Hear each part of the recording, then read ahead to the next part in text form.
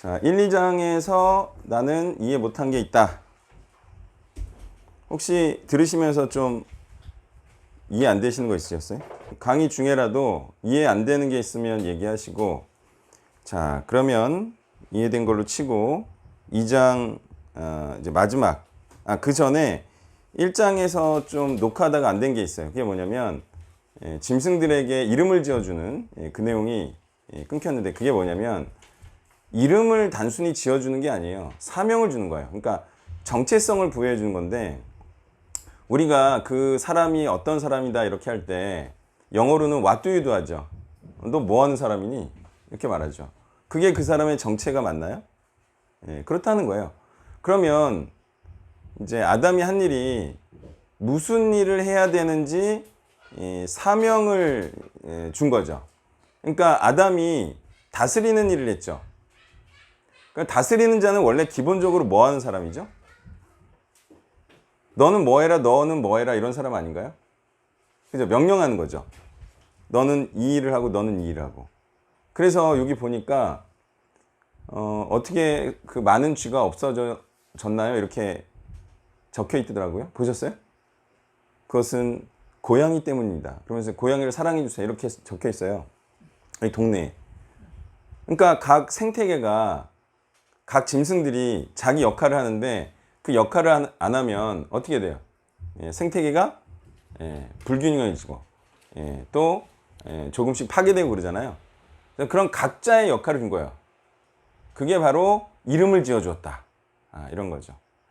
뭐 오늘도 여호와 이름을 불렀더라. 그게 5장인가 4장인가?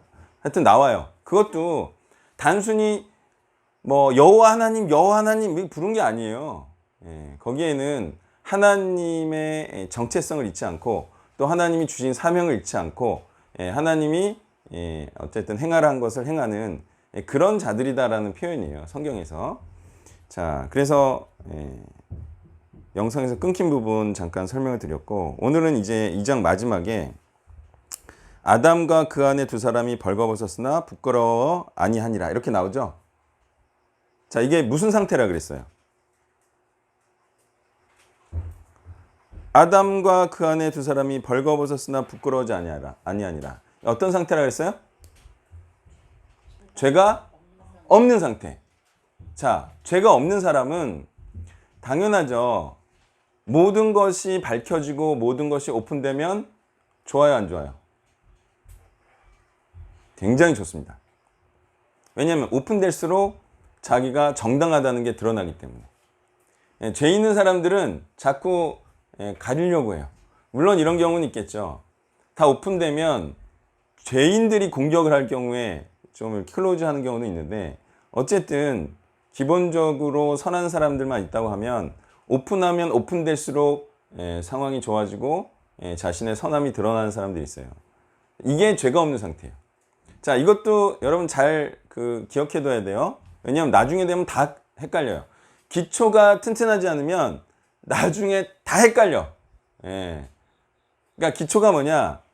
죄가 없으면 하나님 앞에서도 어떻다? 당당할 수 있다. 그래서 히브리서에 하나님의 보좌 앞에 담대히 나간다 그러죠? 헷갈리면 안 돼요. 근데 이제 누가 헷갈리겠어요, 당연히? 모든 자들은 하나님 옆에 담대히 나아갈 수 없다라고 누가 그렇게 생각을 하겠어요? 죄인이 그렇게 생각을 하겠죠. 그러니까 자기가 죄인이면 더 헷갈려. 의인은요, 하나님 앞에 당당한 존재이며 더 나아가 자랑스러운 존재입니다. 그래서 성경에 나오는 의인들은요, 하나님이 빨리 오시기를 기대하죠. 왜? 하나님 빨리 보고 싶은 거야. 하나님이 오시면 어떻게 돼요? 의인은 하나님 앞에 당당한 존재로, 또 하나님이 의롭다라고 손을 들어주는 존재로, 하나님이 수고했다 위로해주는 존재로, 너는 정당한 나의 일을 했다, 이렇게 하나님께서 칭찬해 줄 거기 때문에 하나님의 나타나심을 소망하는 거죠. 그리스도의 재림을 소망하고. 자, 그래서 이 개념을 여러분 확고하게 갖고 계셔야 돼요. 그렇지 않으면 자꾸 죄인들 말에 따라서 모두가 하나님 앞에 부끄러울 수밖에 없고 모두가 죄인이고 또 이런 말이 또 속게 돼 있어요. 죄가 없는 상태 있었고요. 또 그리스도를 통하여 우리가 이 상태로 또 회복도 가능하다. 이런 사실을 알아야 돼요. 자, 이제 3장으로 넘어가면 이제 뱀이 나오죠. 뱀은 이제 뭐 이미 인류보다 사단에게 먼저 넘어간 존재로 형상화되어 있는 거고, 뭐 뱀이 뭐 이럴 수도 있는 거죠. 뭐 지금하고 뭐 달랐겠죠. 그리고 뱀을 통해서 인간을 유혹하는데, 자, 여기에 이제 보면은 천천히 유혹합니다. 처음에는 모든 나무의 실과를 먹지 말라 하더냐 이렇게 물어보고, 그 다음에 대답을 들어요. 먹지도 말고 만지도 말라 너희가 죽을까 하노라. 이 3절은 좀 완화된 표현이라고 볼 수 있지만 어쨌든 하나님의 말씀이 죽을 것이니까 먹지 말라고 하신 말씀의 뉘앙스를 어느 정도 갖고 있는 표현이에요, 이거는. 근데 4절에 뱀이 여자에게 이르되 너희가 결코 죽지 아니하리라 이렇게 말하죠. 도대체 이거는 무슨 근거로 말한 거예요? 근거가 뭐죠? 근거가 없어요. 아니, 하나님 말씀 뭐냐면 결단코 죽으리라 그랬거든요. 근데 이 뱀은요 결코 죽지 아니라 이래요. 근데 여기서 궁금한 게, 뱀이 이거를 죽지 않는다라는 어떤 사실과 정보를 가지고 말했을까요? 아니면 그냥 던진 걸까요? 그냥 던진 거예요. 지식이 없어요. 그리고 게다가 새빨간 거짓말이에요. 자, 이런 식으로 사람들이 살아갈까요? 안 살아갈까요? 이런 식으로 확인하지 않고 물건을 팔고, 그죠? 그리고 부동산 영업을 하고, 그죠? 사람을 소개하고, 그죠? 이게 책임지지도 못할 거기도 하지만 정말 억울한 거는요, 이게 새빨간 거짓말입니다. 자기도 책임질 수 없어. 이게 바로 사단의 특징이고, 자, 이게 얼마나 억울합니까? 이 말에 속아서 선악과를 먹은 결과는 죽음입니다. 우리가 뭐를 이렇게 믿고 했는데, 예를 들어서 집을 날렸어. 그거보다 더 심한 거예요. 그 이후에 야, 너가 나쁜 놈이고 뭐 어떤 놈이고 따지면 뭐해. 이미 죄를 지고 나는 죽을 수밖에 없는 존재가 되고 집을 날렸는데, 그 전에 정말 하나님의 말씀이 선한 것인지 아닌지에 대해서 자기가 충분히 확신하고 있었어야죠. 이렇게 새빨간 거짓말을 합니다. 너희가 그것을 먹는 날에는 너희 눈이 밝아 하나님과 같이 되어 선악을 알 줄을 하나님이 아심이라. 자, 이것도 새빨간 거짓말인데, 이 선악과를 먹으니까 실제로 성경의 표현에는 눈이 밝아졌다고 말하고 있어요. 사단의 말은요, 그 말 자체로 보면은 완전히 틀리지 않아요. 근데 의미를 보면은 완전히 틀려 있어요. 눈이 밝아지긴 해요. 근데 어떻게 밝아지는지 아세요? 자신이 죄된 것을 밝히 보게 됩니다. 자신이 죄된 것을 깨닫게 돼요. 죄를 짓고 나서. 그리고 선과 악에 대한 분별력은 오히려 둔감해집니다. 그러니까 사단은 이렇게 완전히 거짓말을 하는데, 실제로 일이 벌어져 보면 사단은 나중에 뭐라 그러겠어요? 너 눈이 밝아진 건 맞아. 근데 죄에 대해서 눈이 밝아졌어. 오히려 죄를 탐하게 되었어. 그것도 밝아진 거 아니야? 이런 식으로.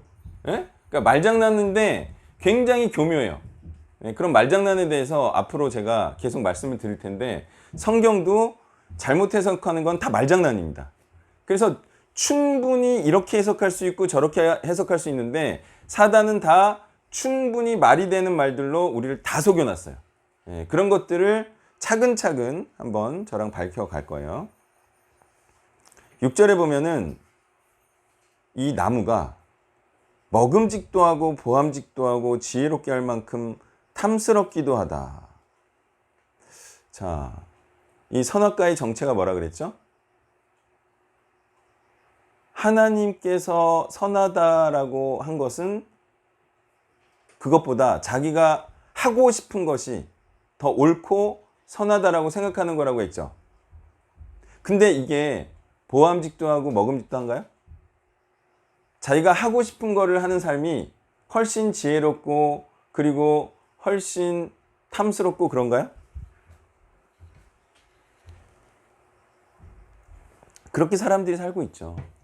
하나님의 뜻대로 살면 지혜롭지 않은 것 같고, 그죠? 예, 그래서 하나님의 뜻대로 사는 것이 세상에서는 지혜롭지 않고, 세상은 이것을 지혜롭게 생각하지 않고, 이런 말씀들이 계속 나오잖아요. 이게 이제 지혜롭지 않은 것처럼 보여지지만 사실은 하나님의 뜻대로 사는 게 지혜로운 거예요. 선하고. 근데 선악과를 먹은 사람들은 그게 오히려 선하지 않고 지혜롭지 않고 어리석다. 오히려 이 땅에서 낮아지는 삶이다. 그렇게 생각을 하잖아요. 그리고 또 하나 이 선악과를 먹을 때 그 심정은 그 감정은 탐욕적이다 이거예요. 그러니까 탐욕적이라는 게 사람이 이 탐욕을 이기기 어려워서 탐하고 싶다. 이런 의미의 탐욕인데 그러니까 세상 사람들이 탐하는 게 딱 정해져 있잖아요. 돈하고 그리고 집하고 그리고 또 뭐겠어요. 이거는 사람들이 또 잘 그 죄인들이 인정을 잘 안 하더라고요. 최근에도 그런 일이 우리가 있었는데 돈하고 집하고 일부 사람들은 차도 원하지만 이거는 또 잘 모르더라고. 기독교인들도 나름 신앙 좋은 분들도 이게 뭐예요? 이게 가족과 행복한 시간을 갖는 거 이런 거. 이거 기독교에서 그렇게 아예 강조가 안 돼 있죠 사실은. 예수님도 그렇고 그죠? 이인자 바울의 삶도 그렇고. 근데 신기하게 이게 너무 강력하다 보니까 이 가족 숭배가 가족의 행복 이런 게 너무 강력하다 보니까 이걸 강조하는 목사도 없고요. 그냥 그 신앙 좋은 사람들끼리만 아름아름 인정하는. 그래서 이 결혼이라는 게 이제 육적인 거에 있어서는 중요하지만 그리고 대한민국의 발전을 위해서는 너무너무 중요하지만 우리 신앙인들은요 이 가족이라는 걸 꾸리고 또 그런 이제 육적인 자손을 번창하게 하고 이거는 이미 구약에서 지났습니다. 그걸로는 안 된다는 게 검증이 됐죠. 그래서 지금 무조건 영적 재생산이고 제자 양육에 초점을 맞춰야 돼요. 근데 이제 저도 다 인정하죠. 제자화에 있어서 자기 자식을 제자화하는 게 가능성이 높기 때문에 우리도 그 방법을 쓰긴 쓰지만 그게 메인은 아니에요. 역시 말씀으로 영으로 재생산하는 게 핵심이어야 되는데 여러분 보세요. 육적으로 해가지고 제자화된 게 더 훨씬 효과가 있어 왔어요. 우리 한국 기독교 역사상. 아니면 그냥 사역자들이 사역을 해서 믿는 자들을 양산하는 게 더 효과적이었어요. 아니 목사의 아들들이 이렇게 많이 사역자가 됐어요? 아니면 그냥 교회에서 열심히 사역해서 사역자가 많이 됐어요? 그러니까 물론 그렇게 해서 훌륭한 목사님이 나오고 사역자가 선교사 밑에 선교사가 나오는 것도 좋아요. 저도 그렇게 그 방법도 사용해요. 근데요 저는 어쨌든 원칙을 먼저 설명드리고 그게 안 되면 안 되면 어쩔 수 없이 자기 자식을 사역자 시키고 그거야 차선책으로 플랜 B로 얼마나 좋아요. 우리도 허용하고 근데 원칙은 이렇다. 그래서 어쩔 수 없이 가족에 집중해서 하는 거는 저도 허용을 해요. 좋은데 사역자는 역시 그냥 불특정 다수를 향해서 많은 자들을 향해서 사역하는 게 맞죠. 자, 그래서 이제 죄의 특징을 보면 이걸 따먹고 누구한테 줘요? 남편한테 도대체 왜 주는 거예요? 자기만 먹으면 됐지. 왜 주는 거예요? 같이 죄를 짓자. 이제 같이 죄를 지면 뭐가 좋아요? 같이 죄를 지면 죄책감이 낮아지고 없어지고 같이 취하고 같이 즐겁고, 그죠? 죄인의 특징이 뭐냐면요. 이 같이 죄를 죄인으로 만들려고 그래요. 그러면 비난을 안 받잖아요. 그리고 계속해서 죄도 지을 수 있고, 원하는 거를 같이 마음을 맞춰서 할 수 있고. 그러면 좋아요, 안 좋아요? 같이 마음을 맞춰서 죄를 지으면 죄인으로서는 좋을 거 아니에요. 그래서 이제 자꾸 동료를 포섭하는 거죠. 근데 이게 나중에 심해지면 어떻게 돼요? 이제 죄인이 죄인들을 계속 포섭해서 동료화해요. 그래서 서로 죄책감이 없어져요. 그 다음에 의인이 한 명 딱 나타나면 그 다음 어떻게 될까요? 그 사람이 이제 왕따를 당하고 핍박을 당하고 죄인 취급을 당하는 거예요. 그래서 뭐 가장 흔한 예로, 이해하시기 편하게 가장 흔한 예로, 아니 그냥 회식 가가지고 막 흥청망청 술을 먹어야 돼. 근데 어떤 사람이 안 먹어. 그럼 그 사람이 나쁜 놈 되죠. 근데 원래는 누가 좋은 놈이에요? 술을 안 먹는 사람이 그래도 뭐 죄는 아니지만, 뭐 술 먹는 거 자체가 죄는 아니지만, 어째 예를 들자면, 아니 그래도 건전한 게 술 안 먹는 거잖아요. 근데 그 사람이 마치 죄인처럼 되고 핍박받고 뭐 불이익 받고 그러잖아요. 그러니까 이게 죄가 팽배해져 버리면 의인이 살기가 너무 힘들어져. 의인이 버티기가 너무 힘들어져. 그래서 오히려 의인이 비정상으로 된다는 거예요. 그래서 이제 지금도 죄가 팽배하니까 의인이 핍박을 받겠죠. 올바른 얘기를 하면. 자, 그래서 남편도 먹었어요. 이게 죄가 누구를 타고 들어와요?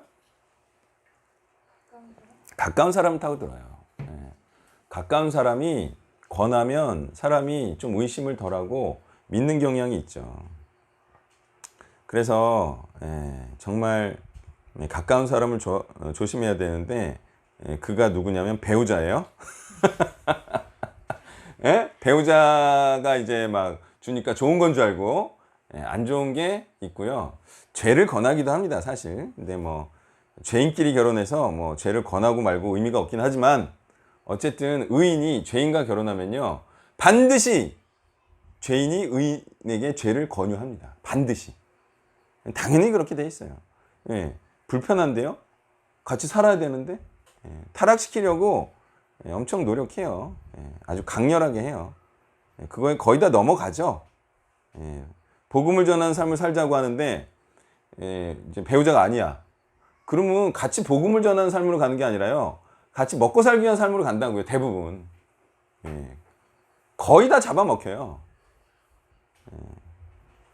자, 그래서 가까운 사람이 타락한 삶을 살도록 이렇게 권유를 한다. 눈이 밝아지자라고 나오죠, 7절에. 몸이 밝아졌어요. 근데 이게 정말 선악을 알게 하는 지혜로 밝아졌느냐? 그게 아니죠. 여기서는 자기가 부끄러운 자임을 밝히 알게 된 거예요. 죄악에 대해서 눈을 떴죠. 이런 뜻이죠. 그러니까 그 이제 아담과 하와가 그 뱀에게 따져. 야, 눈이 밝아져서 선악을 밝히 알게 된다며. 그랬더니 사단이 이때 무슨 말 하겠어요? 아니, 그게 아니라 그냥 죄에 대해서 밝히 알게 된다고. 선에 대해서도 밝히 알게 된다며. 선에 대해서도 알지. 선이 무엇이고 악이 무엇인지 이제 죄를 지어보니까 알잖아. 이러면서 말장난 한다는 거예요. 근데 뭐 해봤자 뭐예요? 사기당하고 소송해봐야 뭐예요? 기력만 상하지. 자, 그래서 벗은 줄을 알고 치마를 나무잎으로 입었어요. 그리고 이제 죄를 지은 자의 특징이 뭐라 그랬어요? 하나님을 피한다. 숨었어요. 그나저나 좀 하나님이랑 좀 어떻게 가까이 지내시나요? 어떠시나요? 하나님하고 가까이 지내야 되는데, 근데 이게 죄를 지으면 멀어진다는 게 뭐냐면, 여러분 우리가 하나님을 가까이 하고 싶으면 무슨 행위를 하죠? 많이들? 기도를 하거나. 사실은 하나님은 영이시고 하나님은 말씀이기 때문에 말씀을 가까이 하는 게 맞거든요. 죄인이 아니면. 근데 사람들이 말씀은 너무 어렵고 부담스러우니까 기도 쪽으로 가죠. 그러면서 또 거기서 또 말씀을 붙들고 기도하는 게 아니라 자기의 소망을 얘기하고 선악과 먹은 티를 계속 내죠. 근데 진짜 하나님과 가까운 사람은요, 뭘 하냐면 말씀을 가까이 해요. 왜? 이게 또 이유가 또 있어요. 아, 하나님 나랑 친하니까 하나님 자주 뵙고, 하나님 나에게 편하니까 가까이 고, 이런 개념하고 좀 틀려요. 자, 제가 뭐라 그랬어요? 의인은 지금 악한 세상에서 어떤 일 당하고 있어요? 죄인들에 의해 배척을 당하고 오히려 죄인 취급을 당하고 있다 그랬죠? 그러니까 자신의 이 어려움을 하나님으로부터 위로를 받고 힘이 되게 하기 위해서 하나님한테 정당성을 다시 입증받기 위해서 말씀을 찾게 돼 있어요. 그리고 실제로 말씀을 보면 어떤 일이 일어날 것 같아요? 의인은 실제로 힘을 얻고요. 내가 계속 이 하나님을 위하고 하나님을 기뻐하시는 뜻을 굽히지 않고 계속 복음을 전해야겠다라는 마음이 이렇게 다시 회복됩니다. 사실은 그렇게 해서 하나님과 가까워지고 친숙해지는 거거든요. 하나님도 그렇게 또 고난을 받으셨고, 근데 이제 또 하나님을 피하고 싶은 사람은 또 무슨 특징이 있겠어요? 당연히 말씀을 멀리 하겠죠. 그리고 그 말씀을 혹여나 봤어요. 봤는데 무슨 일이 일어날까요, 그럼 죄인은? 말씀을 딱 보면 자신이 죄인임을 알고 말씀에 비춰보니까 자기가 말씀대로 안 살고 순종하지 않아 불순종하는 죄인이야. 그러면 당연히 무슨 감정이 들겠어요? 부끄러워하는 감정이 생기고, 그죠? 피하고 싶은 생각이 들고 하나님을 두려워하게 되고, 그러면 성경을 계속 보고 싶어요, 안 보고 싶어요? 안 보고 싶죠. 안 보고 싶으니까 하나님과 더 멀어지니까 또 성경을 또 하나님을 더 가까이 하고 싶지 않고, 가까이 하고 싶지 않으니까 더 성경을 멀리하다 보니까 점점 하나님을 잊고, 이게 계속 저주가 확대되죠. 그러니까 저주는 정말 저주인 게요, 한 번 저주를 받고 그러면 이 상태가 계속 안 좋아져요. 근데 하나님을 가까이 하고 또 힘을 얻고 또 하나님의 뜻대로 살고 또 하나님의 뜻을 이루고 다시 또 하나님을 가까이 하고 이러면 축복이 계속 또 커지죠. 그래서 이 악순환과 또 선순환을 만드는 방법은 뭐라 그랬어요? 자, 하나님을 가까이 하고 또 하나님의 뜻을 행하고 또 하나님을 기쁘시게 하고, 그러니까 또 하나님 만나 뵙기를 더 원하고죠. 또 칭찬도 받아야 되니까. 그리고 하나님을 만나면 기쁘니까 또 하나님을 또 더 만나러 가고 또 말씀을 더 묵상하고죠. 또 기쁨을 얻고 격려를 얻고, 이렇게 하려면 어떻게 해야 돼요? 일단 말씀을 가까이 하든지, 그죠? 아니면 하나님의 뜻대로 행하든지, 그죠? 그러면 이제 선순환에 들어가는 거예요. 악순환도 마찬가지예요. 악순환에 들어가려면 간단해요. 일단 말씀 멀리해요. 말씀 멀리하니까 뭐 하나님이 잊혀지고, 하나님이 잊혀지니까 뭐 하나님을 찾을 일도 없고, 어쩌다가 하나님 만날 것 같으면 두렵고, 그죠? 계속 피하고 다니고. 그래서 보면은 저를 두려워하는 사람들이 문제가 있더라고요. 제가 여러 번 말하잖아요. 무슨 문제가 있거나 어려움이 있으면 저한테 연락을 하라고. 근데 생전 연락을 안 하고 막 이렇게 막 무서워만 하다가 무슨 일 닥치면 그냥 획 떠나가고. 아니, 연락을 하라고, 연락을. 어려운 일 있으면. 그래서 저를 친근히 하고 그래야 되는데 부담스러워하고 막 무서워하고 이런 사람도 있어. 그런 사람들은 이제 죄인이라서 그렇지. 저도 사실 의인들에게는 굉장히 친근해요, 안 친근해요? 저는 의인들한테 화 안 냅니다. 요즘은 하도 그래가지고 죄인들한테도 화를 안 내는데 어쨌든 저는 의인들한테는 잘해주기만 하고 격려만 해주고 그죠? 막 대주기만 하지 후원만 해주지 저는 의인들한테 화낸 적이 한 번도 없어요. 태어나서. 예. 죄인들한테는 화를 많이 냈지만 하도 저한테 사랑이 없다 그래가지고 이제 화도 안 내기로 한 거 아닙니까? 예. 예전에 진짜 너무 화를 냈다 제가. 예. 미안하지는 않은데요. 그래도 심하긴 했던 것 같긴 해요. 그래서 이제 걔가 떠나면서 마음이 약하니까 걔도 이제 저 쫓아서 엄청 혼낸 것 같아 사람들. 그러니까 저도 그래요. 혼내고 마음이 아프죠. 그러지 않겠어요? 저도 사람인데. 근데 이제 걔는 혼내고 아직 어리니까 혼내고 자기가 좀 이렇게 힘들었나 보지. 좀 여린 친구여서. 근데 사실은 죄인을 어떻게 칭찬합니까? 그 말이 안 돼. 하나님의 뜻대로 살지 않는 사람들 어떻게 칭찬하고 격려하고 말이 안 되는 거지. 자, 그래서 하나님을 멀리하는 성향을 보여요. 그래서 11, 12절 12절도 놀라운 얘기가 나오죠. 아담이 가로되 하나님이 주셔서 나와 함께하게 하신 여자 그가 그 나무 실과를 내게 주므로 내가 먹었나이다. 참 멋이 없죠. 뭐 아내 핑계를 대고 그래 남자가. 자기가 동의해서 먹었는데. 근데 이제 여기서도 이제 다 남 핑계를 대죠. 죄를 지으면. 그러지 않겠어요? 자기가 직접적으로 1차적으로 적극적으로 한 죄인이 아니다. 사실 하나님의 판단은 누가 더 죄가 크다라고 보신 거예요.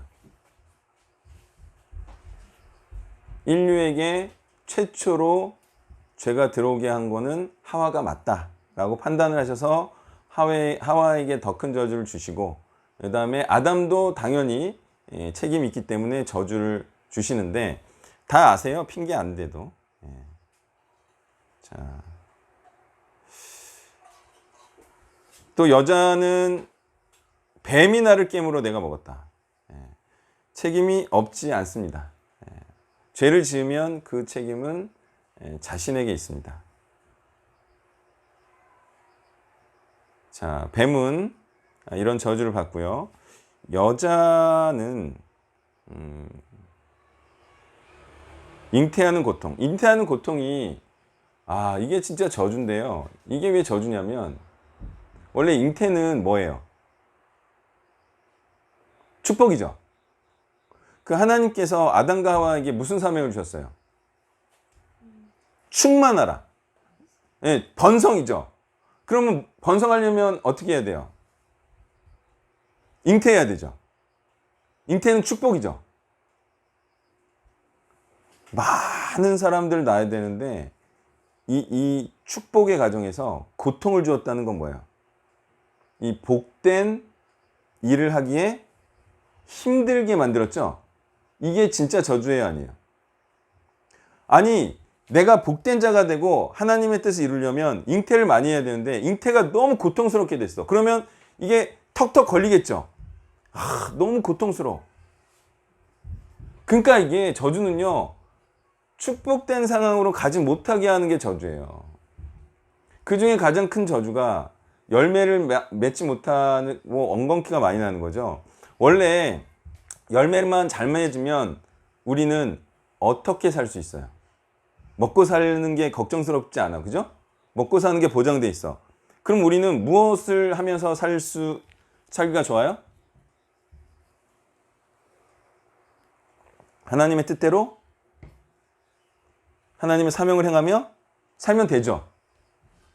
근데 그 열매를 맺지 못하는 저주 때문에 먹고 살기 위해서도 너무 힘겨운 그런 삶을 살게 된 거예요. 어때요? 진짜 저주예요, 아니에요? 진짜 저주예요, 진짜 저주. 그냥 저주가 아니라. 그러니까 게다가 이제 저주라는 거는 거의 빠져나오기가 어려운 그런 이제 그 잉태하는 고통은요. 예수님 오시기 전까지는 이거는 풀리지가 않습니다. 이 저주는.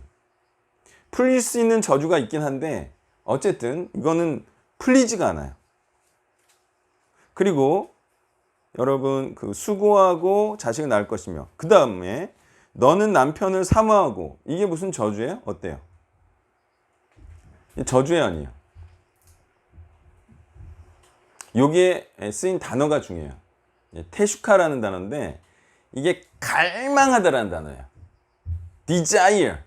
예? 이게 왜 그 여자한테 아내한테 저주죠? 여러분 남편을 막 갈망하는 게 여러분 스스로 좋아요 싫어요? 막 매달리고 그죠? 예? 남편이 이렇게 하면 막 속상하고 남편이 막 이렇게 해주기를 너무나 원하고 이런 게 좋은 걸까요? 안 좋은 걸까요? 안 좋은 거예요. 자기 인생 자기가 사는 거지. 예? 남편이 이렇게 하면 내가 인생이 이렇게 되고 저렇게 하면 저렇게 될 것 같은 그런 마음으로 남편을 막 이렇게 지지고 볶고 네가 나를 어떻게 뭐 행복하게 뭐 해주냐 안 해주냐 막 여기 매달리는 거예요 남편한테. 아 그게 하나님 앞에 단독자로 서가지고 내가 하나님과 이렇게 스스로 교통하면서 담담하고 담대하게 이렇게 살면 되죠. 하나님과 교제하면서. 근데 꼭 중간에 남편을 끼워가지고 네가 안 하면 내 인생은 어떻게 될 것 같고 막 이렇게 해서 남편은 막 구워 삼는다 이거야. 그러니까 실제로 결혼하면 바로 이 특징이 드러나는데 남편이 일찍 안 오면 죽이려고 들어요. 왜? 하루 종일 남편을 기다리고 있잖아요. 근데 이놈의 남편이 내 갈망하는 거를 알지 못하고 일찍 안 들어오면요 이 나쁜 자식으로 만들어 버린다 이거야. 그래서 이게 또 저주는요 그냥 그 사람한테 끝나는 게 저주가 아니에요. 그럼 저주 아니에요. 이게 남편도 힘들어지죠. 남편도 그 여자의 갈급함 때문에 남편도 거기서 같이 힘들어요. 사실 그렇게 남편을 갈망하지만 않아도 그냥 서로 좀 이렇게 가볍게 라이트하게 서로 삶을 좀 이렇게 조망도 하고 그리고 적절할 때 돕고 같은 인격체로 그죠? 충분히 살아갈 수가 있는데 이 저주 때문에 여자가 남자에게 종속되는 경향이 거의 이 저주에서 빠져나올 수 없는 여인분들이 됐어요. 아닌 분들도 있다라고 뭐 주장할 수도 있는데 어쨌든 이 저주가 성향이 대부분에게 임해 있고요. 당연히 저주를 푸는 사람도 있겠죠. 자, 그 다음에 남편은 너를 다스릴 것이니라. 이것도 저주인가요?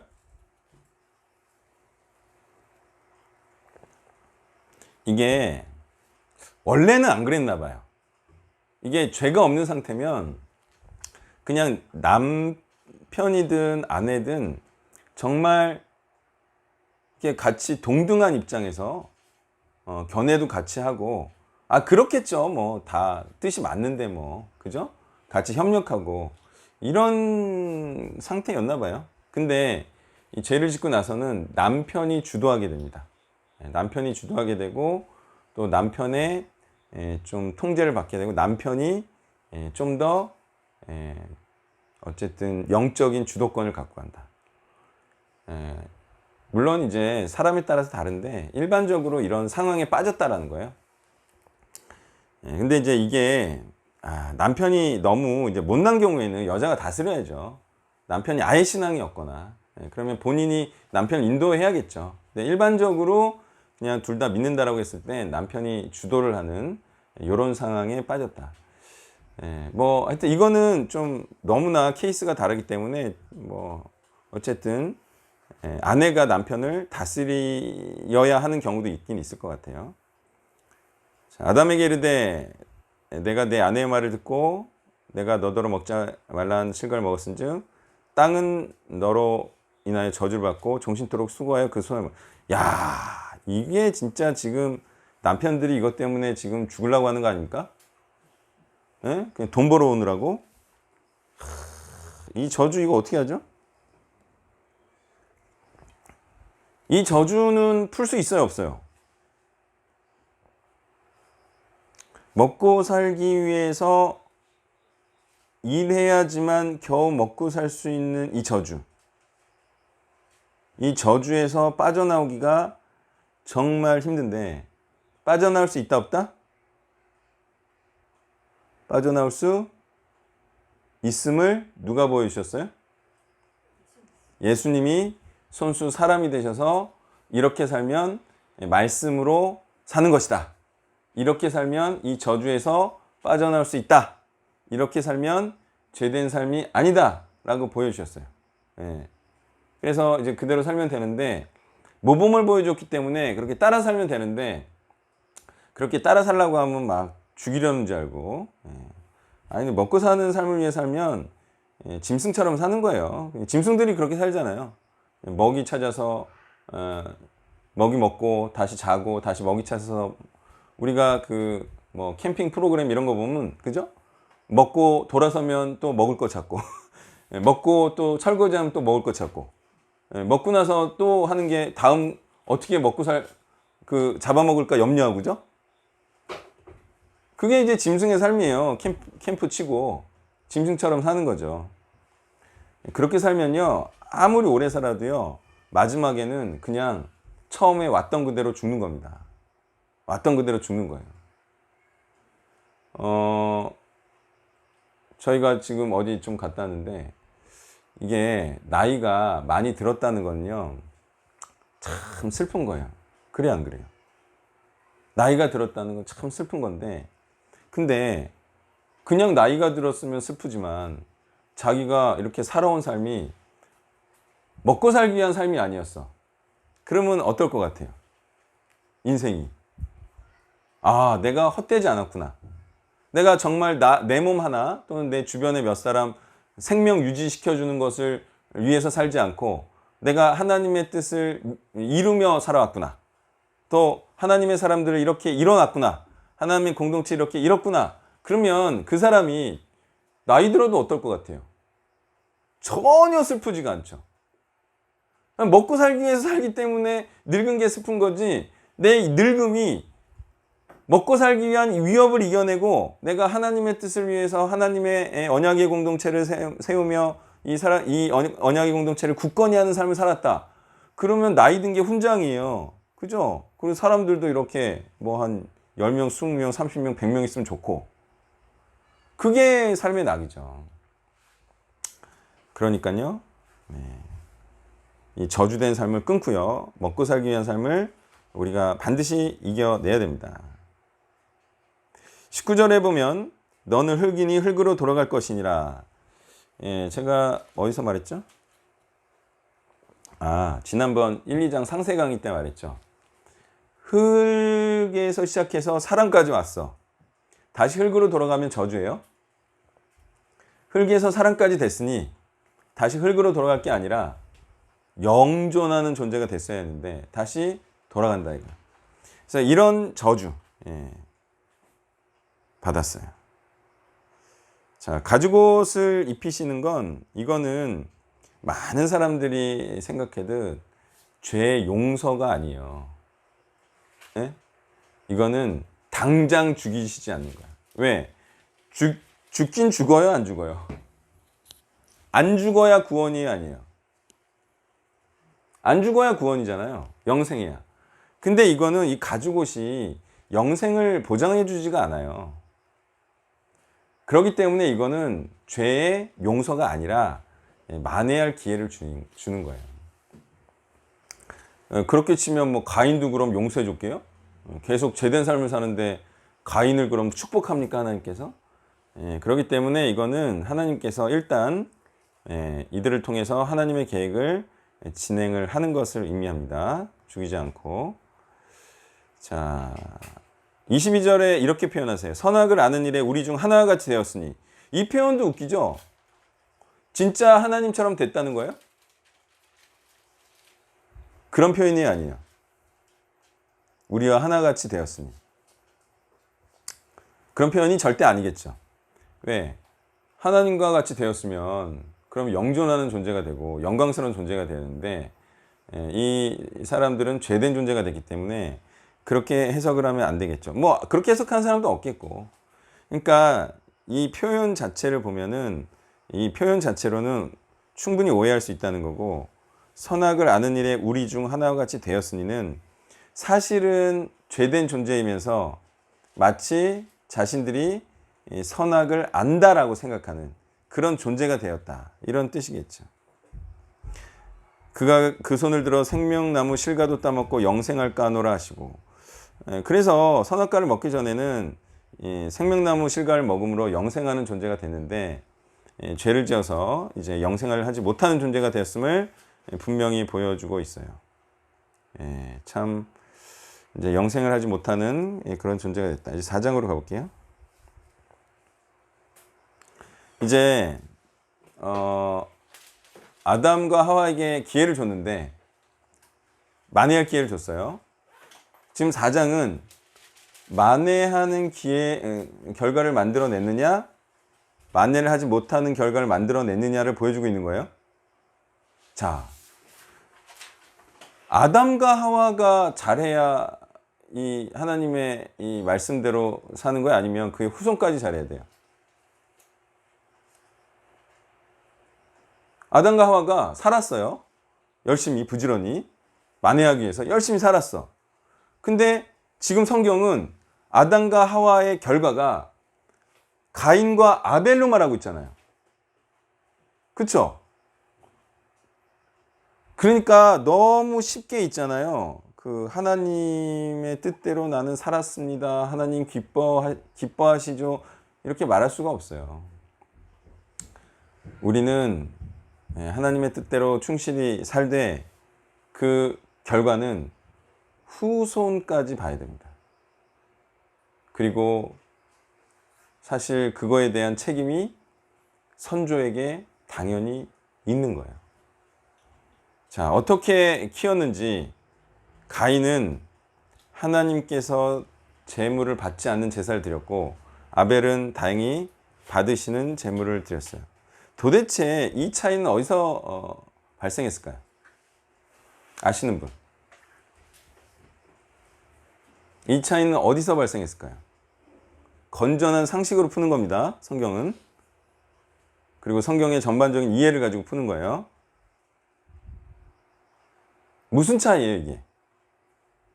누구 제사는 받고 누구 제사는 안 받아? 무슨 차이예요?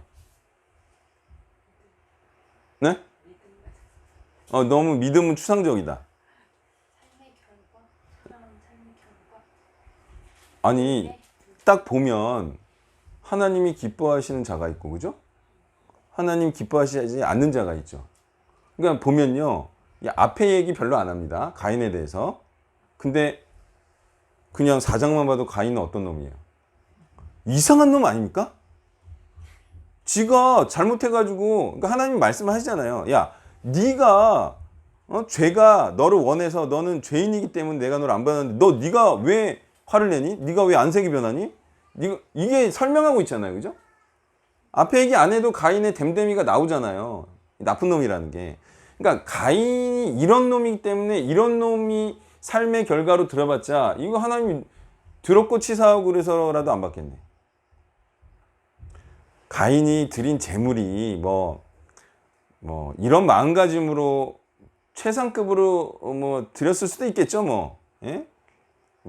당장에 재물 자체는 좋은 걸로 할 수도 있지만 그런 재물도 안 받습니다. 그러니까 재물 자체가 중요한 게 아니라, 재물을 드릴 때는 재물과 드리는 재물이 본인을 동의로 한 것이기 때문에 그 사람을 보시고 받고 안 받고 하는 거지, 재물로 보고 합니까? 그 사람이 정말 자신의 삶을 반영해서 드리는 것이 재물이에요. 근데 그 재물을 보니까 가인의 삶은 죄인의 삶이야. 그래서 하나님께서 안 받으신 거고, 아벨의 재물을 딱 보니까 하나님은요, 아벨이 어떻게 일한지도 보시고, 그죠? 어떻게 재물을 마련한지도 보시고, 그죠? 일단 이게 아벨이 어떤 자인지를 아시잖아요. 그러니까 얘는 의인이니까 받으신 거예요, 하나님께서 기뻐하시니까. 이걸 재물 종류로 말하는 사람이 있는데, 그거는 그냥 성경 모르는 사람이 처음에 하도 모르니까 주석 보고 이건가 저건가 하면서 이제 설교하는 분들이 있어요. 저도 처음에 몰랐을 땐 다 그랬고. 근데 재물의 종류는 말도 안 되는 게요, 구약에 보면 포도즙도 받죠. 예, 땅의 소산물도 받아요. 당연히 양, 뭐 소, 염소 이런 것도 다 재물을 받으기 때문에 재물의 종류 때문에 받고 안 받고는 절대 아닙니다. 그거는. 예. 그래서 정말 이상한 장면이 나오죠. 아벨의 재물은 받고 가인의 재물은 받지 않으니까 가인이 분노합니다. 안색이 변해요. 그래서 하나님께서 정확하게 질문하십니다. 네가 선을 행했으면 어찌 낯을 들지 못하겠느냐? 아니 자기가 선을 행했으면 분노할 일도 없잖아요. 아벨에 대해서 분노할 일도 없고 안색이 변할 일도 없어요. 근데 자기가 죄된 삶을 살아놓고 오히려 화를 내는 그런 시츄에이션을 보고 있는 거예요. 누구 잘못이냐? 이건 누가 봐도 가인 잘못인데 마치 아벨 때문에 자신이 나쁜 놈인 것처럼 이렇게 드러나니까 의인이 지극히 미워지고 증오스럽게 된 거예요. 자, 아벨은 잘못이 없죠. 잘못이 없는데 악인들에게 이렇게 시기와 질투를 받아 죽임까지 당한다는 것을 알 수가 있어요. 단순히 이거는요, 이 예화만 보면 아벨은 가인에 대해서 어떤 지적이나 그죠? 네가 잘못됐다라는 것을 이렇게 말하지 않잖아요. 이 상황은. 근데 요셉의 상황은 어때요? 또 예수님의 상황은 어때요? 그쵸? 그런 걸 보면 이 예화는 원리를 담고 있지만 결국 의인은 죄인의 죄인됨을 드러내는 존재다 이런 뜻이에요. 그러면 원리상으로는 맞죠? 그러면서 드러낸다는 게 바로 하나님의 의로운 말씀을 전하면 죄인들이 찔림을 받아. 아, 저 말씀이 맞다면 내가 죄인이고 심판받을 자이고 하나님의 진노를 받을 자이구나. 이게 드러나잖아요.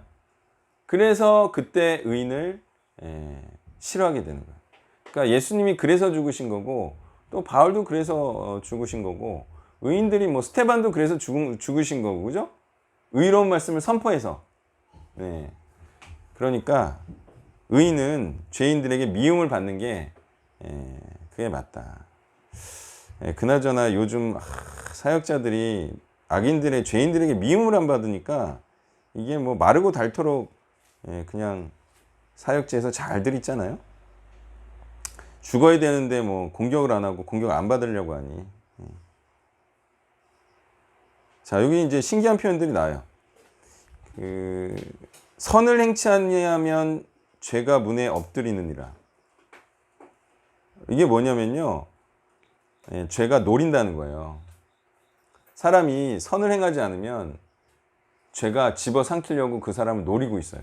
왜? 사람이 아무 일도 안 하지 않죠. 그러면 선을 행하지 않으면 뭐를 행하는 줄 아세요? 그럼 악을 행하는 거예요. 당연히. 그래서 그냥 노리고 있지만 거의 집어삼켜 먹임을 당한다고 보시면 돼요.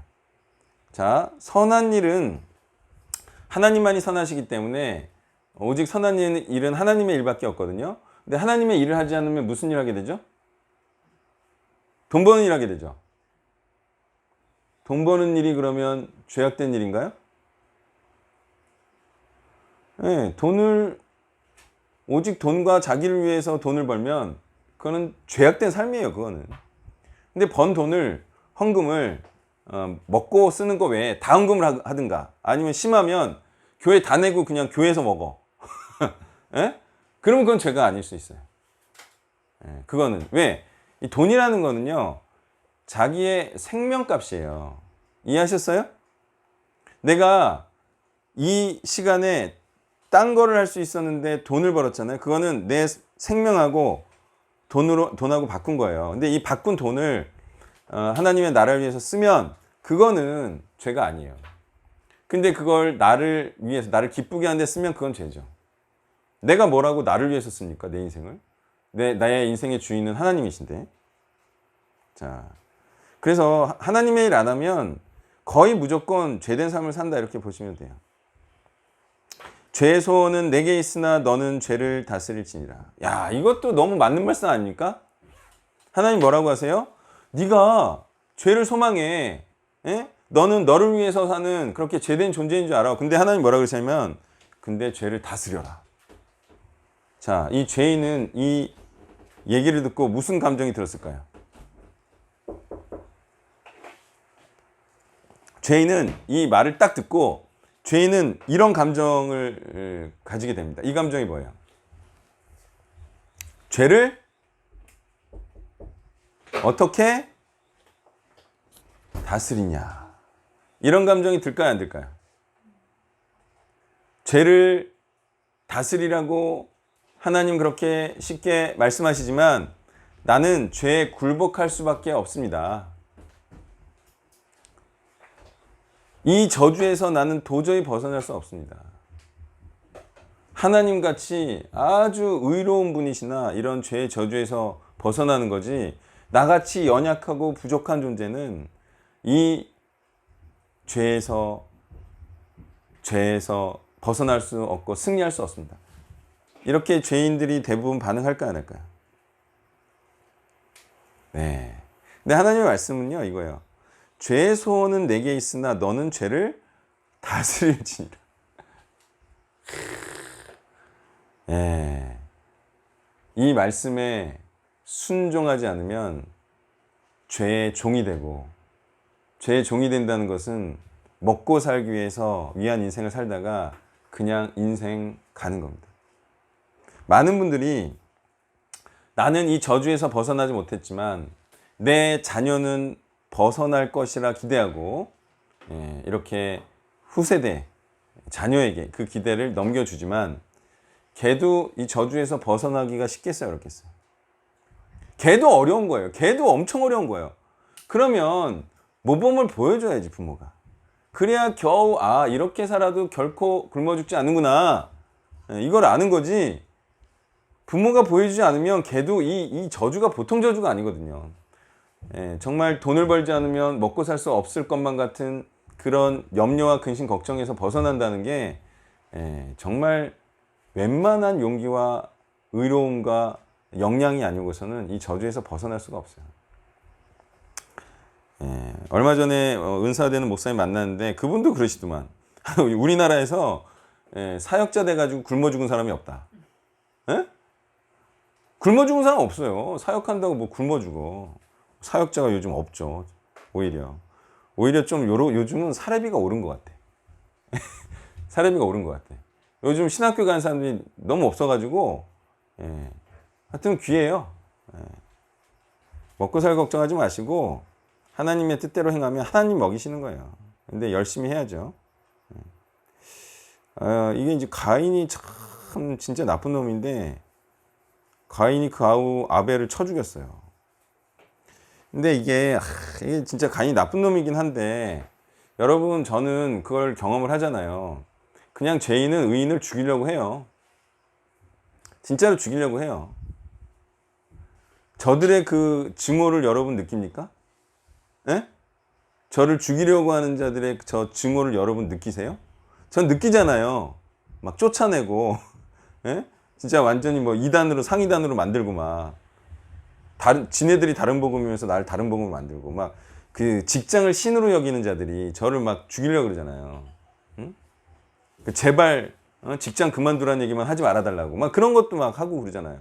저를 소위 좋아하는 분, 저를 아끼는 분도 그 말만 하지 말아달라고. 그 말만 하면 저는 이제 죽일 놈이 되니까 자기 죽이려는 줄 알고 직장을 신으로 여기는 자들, 직장을 진리로 여기는 자들 있잖아요.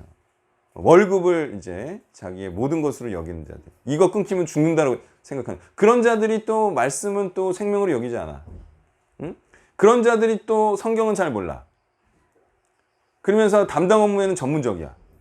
와, 진짜 제가 성경을 그래도 좀 가르쳐 봤지만 성경에 대해서 거의 다 모르잖아요. 가르치면 질문 하나를 드려도 질문은 10개 드려도 하나에 대해서 답을 못 하는데 제가 한 번은 그 분이 일하는 데 가봤어. 일부러 간 게 아니라 진짜 면허증을 새로 발급해야 돼서 갔거든요. 근데 저한테 성경을 몇 년간 받은 그분이었어. 일을 너무 잘해. 정말 존경스러울 정도로 잘해. 딱딱딱 이렇게 해서 너무 깔끔해. 그분 말씀대로 행하면 바로 면허증 나와. 와, 너무 전문성 있어. 근데 그분은 하나님의 말씀은 몰라. 보세요. 직장을 신으로 여긴다는 게 무슨 개념인지 알죠? 자기 먹고 사는 일에는 그렇게 사람이 전문적이에요. 예, 누가 봐도 멋있고. 예. 자, 어쨌든 지금도 의인은 악인들에게 이렇게 고난을 받습니다. 예, 적을 죽이지 않으면 자기가 죽이니까 이제 배척을 하는 거죠. 하나님께서 물으십니다. 내 아우 아벨이 어디 있느냐? 그랬더니 답이 내가 내 아우를 지키는 자니까. 어때요? 하나님께서 모르는 줄 알아요. 이 죄를 짓고요. 죄인들은요. 하나님이 모르는 줄 알아요. 근데 모르실 리가 있습니까? 그걸 빤히 보고 계셨는데. 그래서 이 죄인은요. 죄를 숨기려고 하면 안 되겠죠? 요즘 시편 묵상하고 있는데 다윗이 막 자기가 뭐 소위 이 악인들을 자기 대적자들을 하나님께서 파해 주시고 자신을 다시 회복시키고 구원시키실 것 막 이렇게 막 얘기를 하잖아요. 그리고 확신하잖아요. 근거가 뭐예요? 근거. 다윗이 자기가 정당하대. 자기가 의롭대. 저 대적자들이 하나님의 원수고 악인이래. 그렇게 확신하는 근거. 그래도 되는 다윗이 그래도 돼. 이유가 뭐야?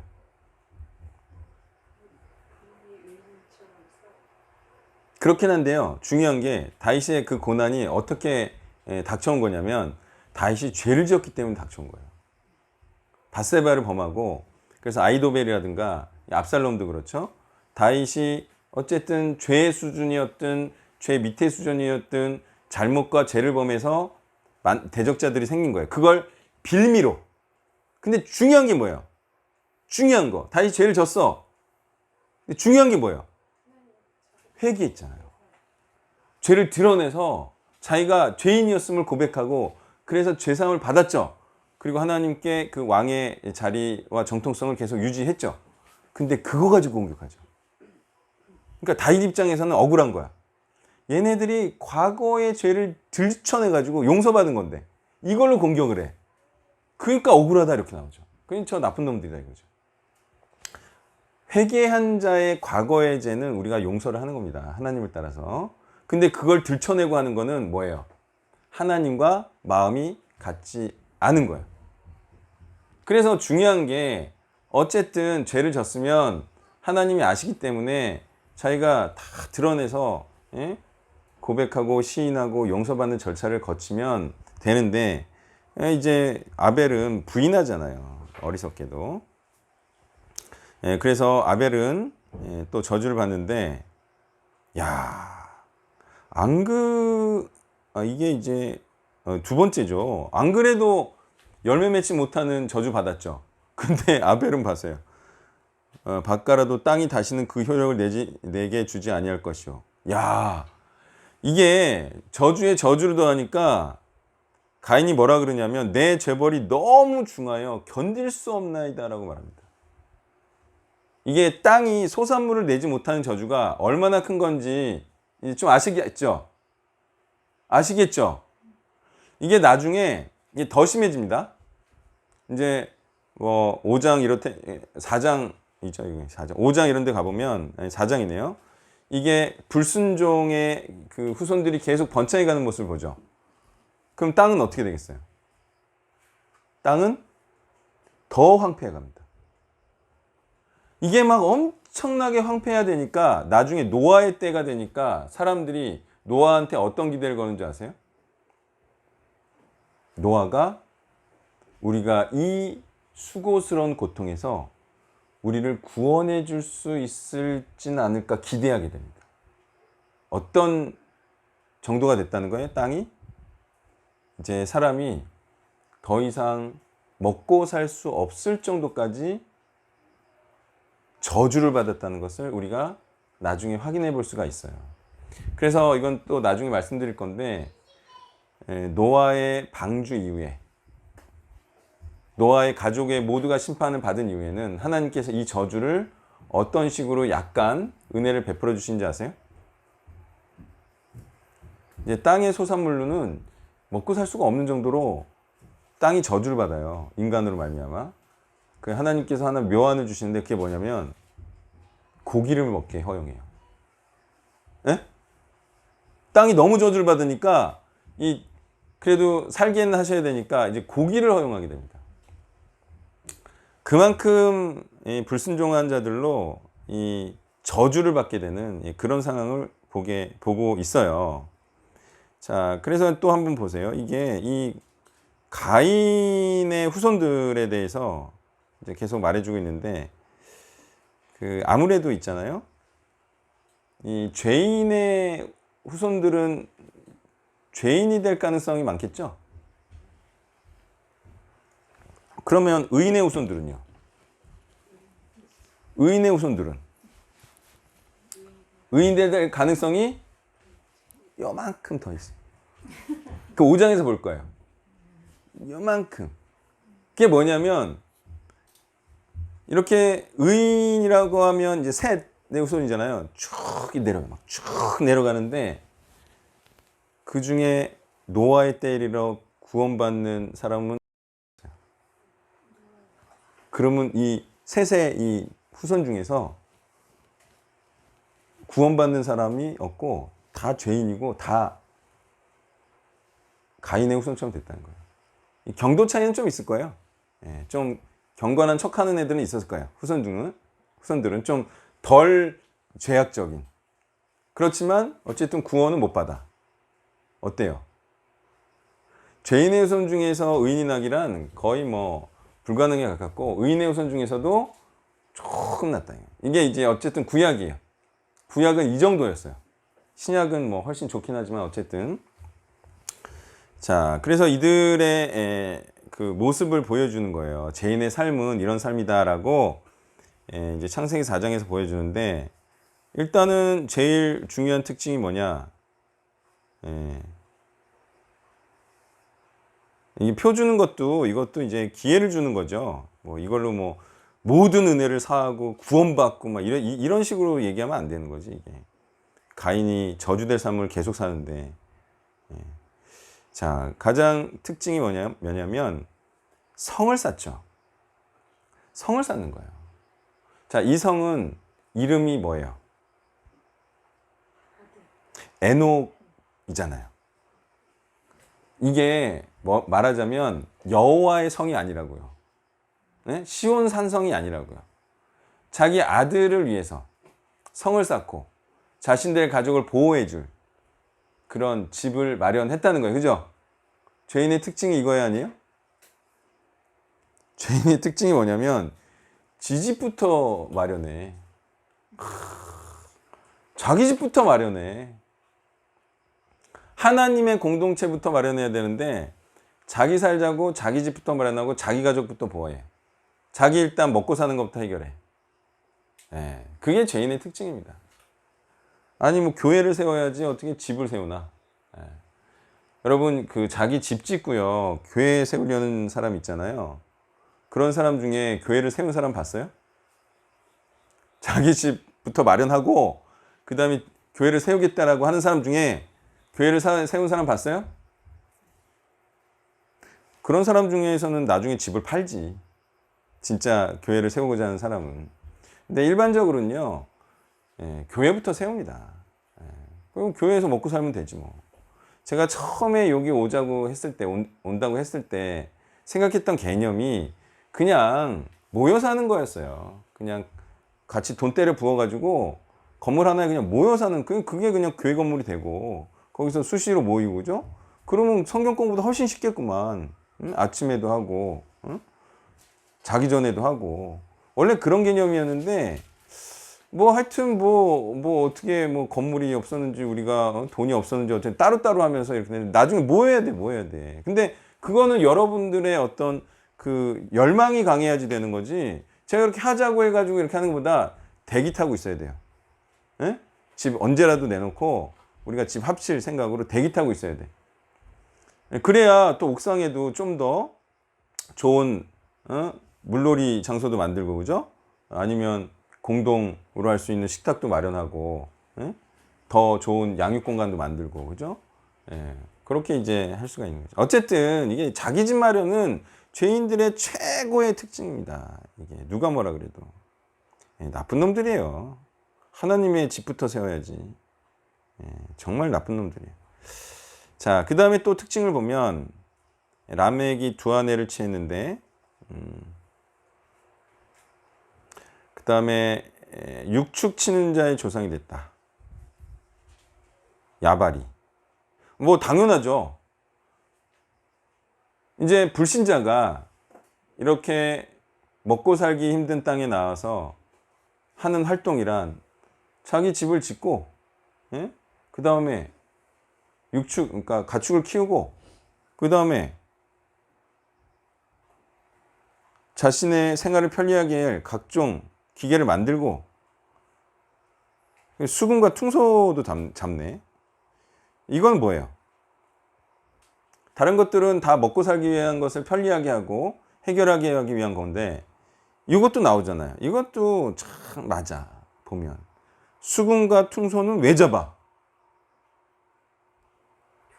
좋으니까. 아니 어떻게 사람이 먹는 것만 살아? 문화생활도 해야지, 그죠?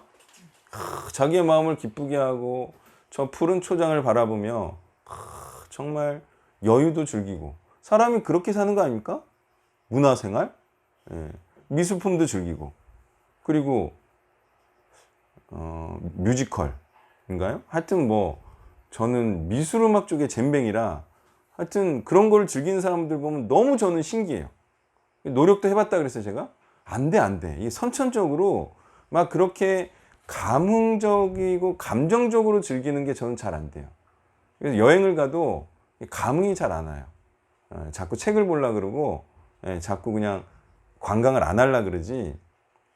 그 심지어는 제가 와이프하고 미국 가서도 관광을 안 했다 그러잖아요. 맞나요? 4주 동안 아예 관광을 안 했나요, 제가? 너무 하기 싫어서 커피숍에서 책을 썼다니까, 제가. 관광을 너무 그러니까 제가 막 옳다라고 말하는 건 아니고, 사람들의 일반적인 특징이 자기를 즐겁게 하고, 그죠? 자기를 기쁘게 하는 거에 죄인들의 특징이 있다. 그러면 보세요. 의인의 특징은 뭘까요? 하나님 무조건이야. 무조건 어떻게 하면 하나님을 기쁘시게 할까를 고민하고, 그걸 위해서 인생을 드리기도 하고, 뭐 인생을 뭐 이렇게 조정도 하고, 그렇게 합니다. 이게 참 어쨌든 그런 사람들이 있어요.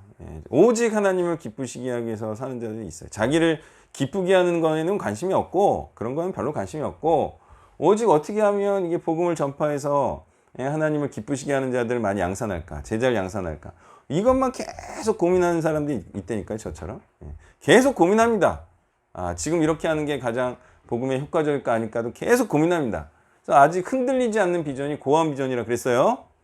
이건 계속 제가 생각합니다. 이게 제일 나을 것 같다. 다른 거 있지 않을까? 이게 제일 나을 것 같다. 계속 검토해도 고아원밖에 없어요. 이 많은 제자를 양산하는 방법은 영육 간의 부모가 돼야지 이게 컨트롤이 되지. 지금 우리가 사역 좀 해봤지만, 좀 키워놓으면 가죠. 좀 키워놓으면 부모가 데리고 가고, 좀 키워두면 마누라가 될 사람이 데리고 가고, 좀 키워놓으면 뭐 지 가족 따라가고. 이게 아니라 떠나갈 가족이 없어야 돼. 뭐라고요? 떠나갈 가족이 없는 애는 우리한테 남겠지. 뭐 죽으나 사나. 뭐 아무리 뭐라 그래도. 그래서 이거는 돌아갈 다리가 없는 사람이 이게 진짜 복음을 위해서 어쨌든 살든 말든 하는 거지, 도망갈 기회를 만들어주면 도망을 가더라고요. 그래서 결혼할 때 조심하자 그랬어요. 결혼할 때 자기 가족 꾸려가지고 도망가니까. 결혼을 어떻게 좀, 결혼도 조금 이렇게 우리가 좀 신경을 써야 될 것 같아. 그동안은 잘하겠지 했는데. 자, 그 다음에 이제 어쨌든 얘기했어요. 자기를 기쁘시게 하는 거. 23절에 보면 또 이런 내용이 납니다. 내 말을 들으라. 나의 창상을 인하여 내가 사람을 죽였고 나의 상함을 인하여 소년을 죽였도다. 사람 죽이는 게 좀 쉬워졌어. 최초의 살인을 하니까 그 다음 살인은 훨씬 쉬워졌어요. 그리고 가인은 일단 한 명만 죽인 걸로 보이는데 라멕은 보면 이제 사람들을 많이 죽이는 포스가 느껴지죠. 포스가 느껴져요. 이제 자기가 하고자 하는 일에 걸림돌이 되고 해가 될 것 같으면 사람을 그냥 죽여버려요. 자, 이게 지금 어느 상황까지 확대됐다 그랬어요. 이 죄가. 나에게 방해가 되면 제거해버려. 이게 일단은 문제가 뭐냐면 왜 죽이냐는 거가 문제가 있어요. 자, 사람이 사람을 죽일 때는 이 정도 돼야 죽입니다. 이 정도가 뭐예요? 저 사람이 죽이지 않으면 내가 죽는 경우. 그래서 죽이는 거예요. 그죠? 근데 그런 경우가 어디 있어요? 저 사람을 죽이지 않으면 내가 죽는 경우. 그런 경우가 어디 있어요?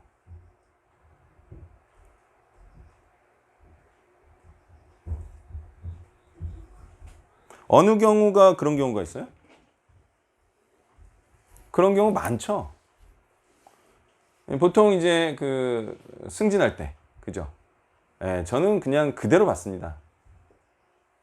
쟤를 죽이지 않으면 내가 여기서 탈락되고 내가 조직에서 죽어요. 그래서 그 사람을 매우 잔인하게 비방하는 경우도 봤어요. 매우 잔인하게. 그거는 나 살자고 하는 거예요. 그러니까 나 살자고 지금 일어나는 게 뭐냐면 그런 소소한 것도 있지만 전쟁의 기본적인 이유가 뭐예요? 옛날부터 전쟁이 있었죠. 부족 시대부터 있었어요. 그러니까 치는 거예요. 급습해요. 다른 부족을. 근데 그 부족이 그런 일을 당하니까. 근데 그 부족은 칠 때 왜 쳤어요? 땅이 저주를 받아서 다른 민족을 쳐서 이걸 노획하지 않으면 내가 죽기 때문에, 그죠? 그 부족을 쳐서 그 노획한 걸로 먹고 사는 거잖아요. 그러면 그 부족은 그 소식을 듣고 그 옆에 있던 부족은 어떻게 하겠어요? 죽지 않으려면 먼저 침략할 부족을 쳐야죠. 그래 내가 죽지 않죠. 이런 식으로 해서 전쟁이 일어난 거예요. 치지 않으면 내가 죽으니까. 저 사람들이 없으면 저 사람들이 승하면 내가 죽으니까. 그래서 전쟁이 일어난 거거든요. 보세요. 자기를 위해서 어떻게 할 수밖에 없는 세상이 되었어요. 자기의 생명을 유지하기 위해서 다른 많은 사람들을 죽일 수밖에 없는 상황이 됐죠. 그래서 이게 뭐예요? 내가 살기 위해서 많은 사람들을 죽일 수밖에 없는 그런 상황 때문에 일어난 게 뭐예요? 우리가 살기 위해서, 우리 가족이 살기 위해서, 우리 나라가 살기 위해서 어쩔 수 없이 많은 사람을 죽여야 하는 상황. 그게 무슨 상황이야? 죄의 확대를 말하고 있는 거예요, 제가. 지금 가인이나 뭐 라멕 이 친구들로부터 시작한 건데 지금 생존 경쟁이잖아요. 그래서 내가 살자고 지금 보금자리를 만들고 있는데 여기를 침범한 거야. 근데 얘도 먹고 살자고 온 거거든요. 그러니까 서로 먹고 살자고 살면서 이제 서로를 죽일 수밖에 없는 상황이 되는데 이게 점점 커져가지고 지금 누구와 대적해요. 누가? 예전에는 가족이 가족을 대적했어. 이게 좀 더 커지니까 부족이 부족을 대적했어. 지금은 나라가 나라를 대적하죠. 그래서 구약이든 신약에 보면 나라가 나라를 대적한다는 표현들이 많이 나오지. 민족이 민족을 대적. 이게 저주를 말하는 거예요. 근데 이 저주의 시작이 어디서부터 시작됐어요? 죄.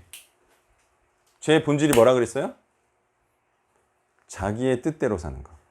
하나님의 뜻대로 살지 않고 자신의 뜻대로 사는 것이 지혜롭고 선하다고 생각해서 그렇게 살아오면서 이게 확대되면서 이제 많은 사람들을 죽이지 않으면 내가 살 수 없는 그런 저주 가운데 빠졌죠. 먹고 살기 더욱더 힘들어지니까. 저 사람을 죽이지 않으면 내가 살 수 없는. 자, 이게 그래서 이 죄가요. 지금 여러분 어떻게 해결하죠? 이게 지금 해결할 수가 없어요. 유엔이 나서도요. 전쟁을 지금 해결을 못 하잖아요. 그 초대 강국 미국이 나서도 지금 아프가니스탄에 이 전쟁을 해결 못 하잖아요. 살인을 해결하지 못하잖아요. 이거 어떻게 해결해요, 이거를? 실제로? 엄청나게 강력한 초강대국 국가가 나타나야 되나요? 그러면 전쟁이 해결되나요? 전쟁은요, 해결되는 방법이 하나밖에 없어요. 뭐예요? 죄인을 의인되게 하는 방법밖에 없어요. 다시 말해서 근본 이치가 이 전쟁이 죄로 인해서 왔기 때문에 죄를 없애는 방법밖에 없다는 거예요.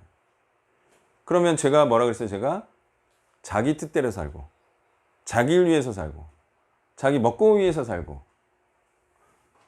하나님의 이름은 부르지 않고 지 맘대로 살면서 그게 마치 그래도 되는 것처럼, 선한 인생인 것처럼 그렇게 살아가는 사람들을 점점 영으로 죽이고 하나님이 기뻐하시는 삶을 사는 사람들로 만들어 나가야지 이 문제가 해결되지. 지금 다 먹고 살기 위해 살면서, 자기를 위해서 살면서 야, 전쟁하지 마. 그래봤자 이 전쟁은 해결이 되지가 않습니다.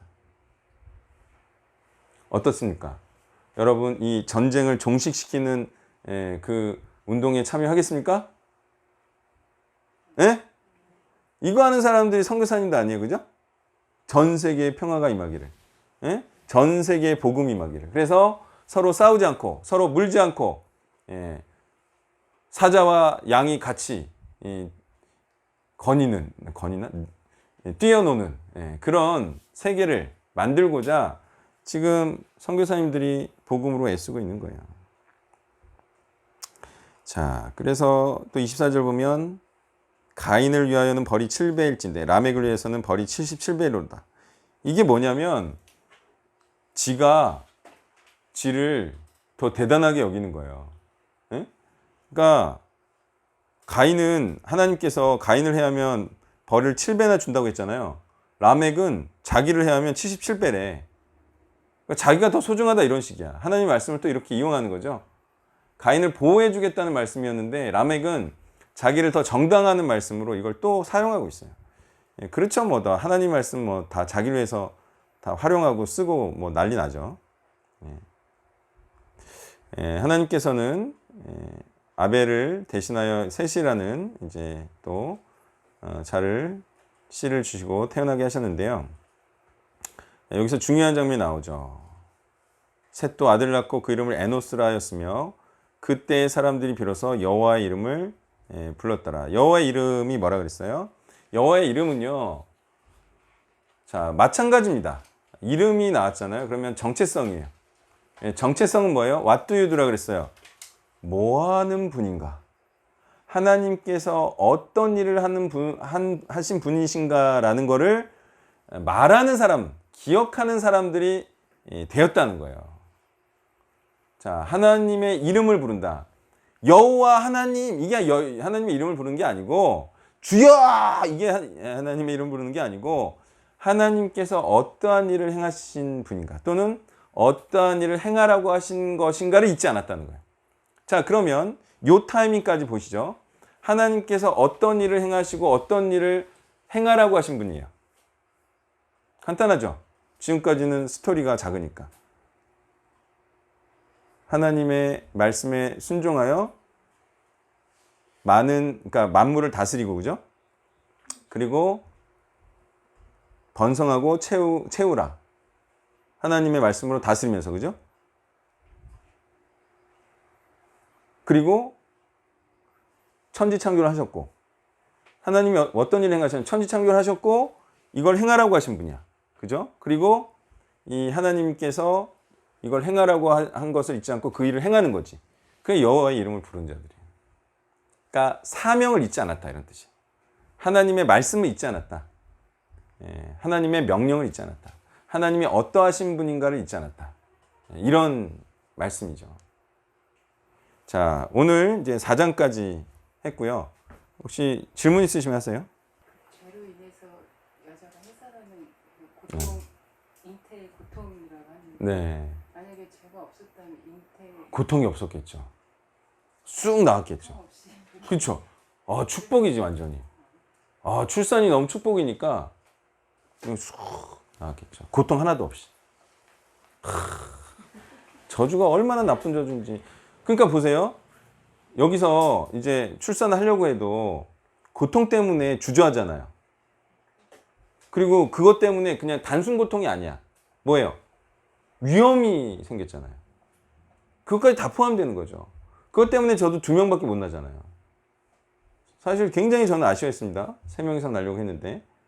근데 아내를 위험에 처하게 할 수 없으니까 2명이서 멈춘 건데, 그냥 고통만이 아니죠. 그러니까 낳기가 어려운 상황이 된 거예요. 이게. 그러니까 저주죠. 남편이 다스린다고 얘기를 하잖아요. 네. 그러면 이게 사실 저주인데 그러면 그렇게 되지 않는 게 오히려 더 그렇죠. 끊는 방법이라는 그렇죠. 사실은 그거는 될 수 있을 것 같아요. 이게 되게 기본적으로 배웠던 바에 의하면 이게 하나님의 질서다. 네, 그렇죠. 라고 얘기를 하면서 맞아요. 남편한테 복종하고 순종할 것에 대해서 많이 얘기를 하는데 네. 그게 저주라면은 아까 말씀하신 것처럼 단독자로 서는 게 그 저주를 푸는 방법이다. 근데 이게 조금 더 보면요. 이 죄성이 여기 이 사건에서 드러나듯이 모든 1대1 남녀관계에 적용할 수는 없는데, 일반적으로 보면, 저도 양심적으로 일반적으로 보면 동일한 조건에서는 남자가 신앙이 더 좋아요. 동일한 조건에서. 근데 여자가 신앙이 좋은 경우도 많이 있거든요. 남자가 아주 처진 경우도 있어요. 자, 일반적인 경우로 보면은 여성이 죄성이 더 강해요. 이거는 제가 양심적으로 말하는 거예요. 제가 뭐 차별하는 사람도 아니고, 저는 객관적인 걸 좋아하기 때문에, 냉철한 지성에 가까운 사람이기 때문에, 일반적으로 보면은 여자가 죄성이 더 강해요. 왜냐하면 몸도 연약하고 아무래도 남자보다 좀 게으르고 뭐 하여튼 있어요. 하여튼 있어. 강점도 있지만 있어, 그런 게. 제가 정말 양심적으로 말하는 거예요. 근데 여기서 일반적으로 볼 때는 그래서 남자 말을 따라줘야 돼. 예? 죄가 없으면 괜찮은데 둘 다 죄성이 여자가 좀 더 강해요. 남자도 뭐 어마무시하게 있는데 여자도 어마무시하게 있어. 그래서 남자를 따라주는 게 맞다라는 거고, 현실 안에서. 예? 아셨죠? 근데 이게 이상적으로 가면 어떻게 돼요? 이상적으로 가면. 이상적으로 가면 걱정. 걱정하면 되지 뭐, 하나님 앞에 단독자로. 이거 굳이 뭐 남자한테 뭐 컨트롤 받을 필요가 뭐가 있어요? 남편 말 안 들어도 돼. 왜? 자기도 다 알아. 자기도 하나님처럼 살아. 그죠? 그럼 머리가 그리스도가 바로 되는 거죠. 머리 치워. 이렇게. 당신 머리 치워. 머리가 뭐가 필요해? 내가 예수님은 바로 이렇게 하는데. 네, 그 정도까지 가야죠. 동업자. 동등하게 가는 거, 그때는. 완전 저주 푼 거지. 근데 그게 드보라 정도 돼야 되지 않겠어요, 진짜? 어느 한 공동체를 나라를 이끌 정도의. 그래서 실제로 저는 여자 담임 목사님도 있잖아요. 저는 좋아해요. 예전에는 안 되는 줄 알았는데 돼. 근데 몇 명 해야 됩니까? 그러니까 저주를 풀어야 되는데, 물론 그 한 분 한 분에 대해서 제가 조금 더 이렇게 봐야 되지만, 그냥 대충 봤을 때는 그 정도만 해도 한 공동체 충분히 인도할 만하다, 이렇게 생각을 해요. 그럴 수 있으면 하세요. 나도 너무 좋지. 우리가 여성 사역자 되는 것도 좋아라 하는데 안 나와서 문제지. 보세요. 지금 여성 사역자가 잘 안 나오죠. 내 말이 맞는 것 같아요, 틀린 것 같아요? 이상하게 우리 단체 여자들만 남자보다 딸리나? 그거 아니잖아요. 인정하는 거 아니잖아요. 이게 일반적으로 그래요, 실제로. 그러니까 좀 되셔가지고 남자보다 딸리지 않다는 걸 증명을 해주세요. 똑같은 조건으로 하는데. 네. 네. 남편을 원한다 했잖아요. 네. 그래가지고 우리가 예수 그리스도의 신부잖아요. 네. 아니 제가 생각이 아, 예수님을 갈망하는 건 좋죠. 여자들이 많은 이유가 남편을 원하는 그 저주 때문에 그런가? 아니, 아, 무슨 얘기지? 다 알아들었네. 나만 모르겠네. 네, 못 알아들으시네요. 어. 아니 그 예수님을 따르는 자들 중에 그런 남자들 같이 제자도 있지만 여자들 그렇죠. 특히나 많았잖아요. 네. 그게 이 저주 때문에 남편을 원하거나. 아우, 재밌네. 이해해 보니까. 아, 그 저주가 또 그렇게 또 이런 식으로 귀하게 쓰일 수 있나. 그러니까 남편이 없는 여자들이 예수님을 남편으로 알고 막 갈망해가지고 아유, 뭐 재밌네. 근데 그 저주긴 한데 진짜 그 저주의 속성이 신앙심이 굉장히 생기십니다. 누군가에게 다스림을 받고 누구를 원하는 갈망을. 아니, 좋아요. 근데 어쨌든 이런 저주가 예수님한테 향하면 그거야 뭐 저주가 진짜 뭐 축복으로 쓰이는 거겠죠. 귀하게 쓰이는데 남자한테 가면은 좀 저주로 간다는 거죠. 남자한테 가면. 예. 이게 좀 헷갈린 것 같아. 예. 오늘은 그 남편의 너를 다스리기 저주라고 하셨는데 아까 수영장님이 물어봤듯이 그때 지난주에 했을 때는 그 질서. 다스림을 돕는 예. 동력자를 그게 나도 좀 아무래도 현실을 반영한 것 같아요, 바울이. 예, 당시 이제 뭐 고린도 교회라든가 너무 죄악에 가득 찬 도시에서 이 소위 그 현실적인 교훈을 한 것 같아요. 근데 이상적인 그 설교를 할 수가 없죠. 그 죄에 정복된 상황에서. 예. 그게 창조 질서 말하면서 그죠? 주부를 말했던 것 같아요. 예. 근데 그때에도 아담이 먼저 창조됐죠. 하와도 창조. 그러니까 서로 관계가 전혀 없는 게 아니라 그리고 다스림이라는 게 그냥 그 질서적인 조화라기보다는 저주적인 다스림을 말하는 것 같아요. 그러니까 통제받고 그죠? 간섭받고 자유스럽게 자신이 뭐 아담을 이렇게 따르고 또는 주관하고 이런 개념하고 좀 다른 것 같아요. 예, 좋은 질문이라고 볼 수가 있는데요. 어쨌든 좀 구속당하고 그리고 일반적으로 우리가 이렇게 내가 좋아서 따라주고 따르고 이런 개념하고는 좀 아닌 것 같다. 이런 느낌이에요. 예. 정상적인 게 아닌 거죠, 이거는. 하기 싫은데 하는 느낌? 뭐 이런 것도 좀 있는 것 같고. 예. 말 들어라 뭐 이런 식인 거고. 전자는 좀 이렇게 순종하고 싶어서 순종하는 거고. 이런 쪽인 것 같아요. 아무래도 제가 들어오다 보니까. 예, 좀 불순종하고 싶은데 남편이 또 뭐라 그러고, 예, 또 말 안 들어가지고 또 남편도 괴롭고, 뭐 이런 부부간에 있는 갈등, 그죠? 예, 그런 갈등적 상황이 됐다라는 걸 말하는 것 같아요. 그래서 참 말은 들어야 돼요. 네. 그러면 처음에 창조하셨을 때 그 돕는 그런 부분과 지금의 갈망하고 이런 거는 완전 다른 게 예, 좀 다른 것 같아요. 예, 그런 것 같아요. 그러니까 죄가 없기 전에는 서로 협력이 잘 된 거지. 남편이 또 주도하면서. 근데 저주받고는 막 티격태격하면서 안 그랬지만 또 통제를 받아야 되는. 예, 그렇죠. 그런 개념인 것 같은데요. 서로 정말 원해서 조화롭게 하는 협력이 있고, 그 주부가 있고, 요거는 원하지 않는데 따라야만 하는 그런 고통이 있는 거죠.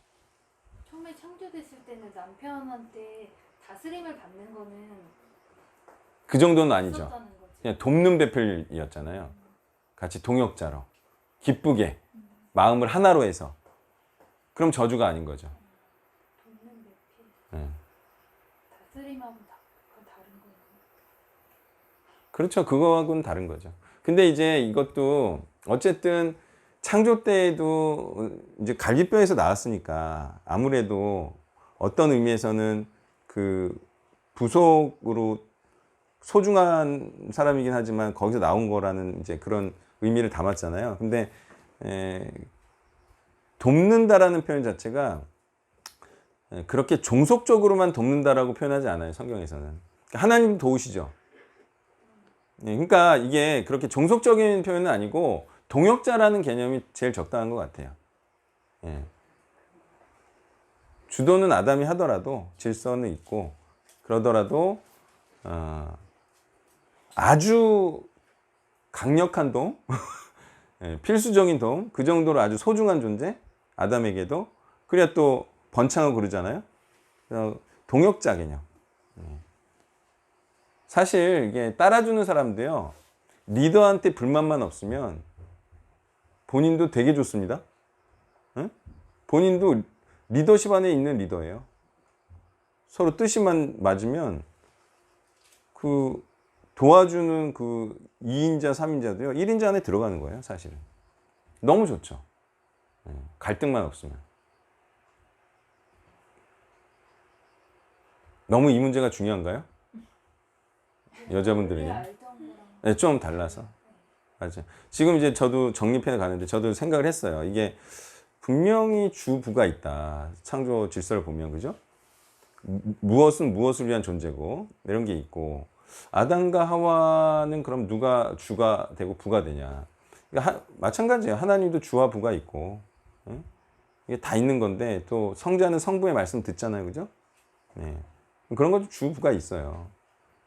가치 차이는 없을 정도이긴 해도 너무나 필수적이니까. 근데 이 다스림을 받는 게 저주야? 아, 이거는 어쩔 수 없이 받는, 꼭 따라야만 하는 그런 저주겠다라는 지금 생각을 하는 거죠.